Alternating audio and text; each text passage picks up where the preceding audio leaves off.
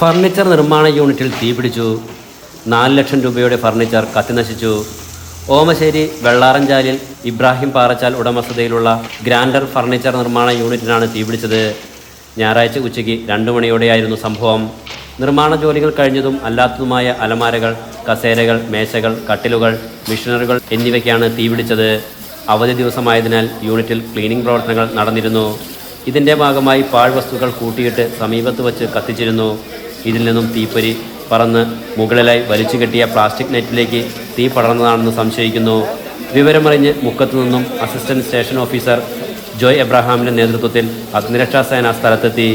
Senior fire officer Manoj C, fire ഓഫീസർമാരായ Sajith Lal MC, Aneesh PT, Aneesh NP, Ajesh GR, Jithin P, Nikhil MK, Abhinav M, Shyam Kurian, home ഗാർഡ്മാരായ Radhakrishnan C, Raveendran T എന്നിവരുടെ 3/4 മണിക്കൂർ നേരത്തെ പരിശ്രമത്തിലൂടെയാണ് തീ പൂർണ്ണമായും അണച്ചത്.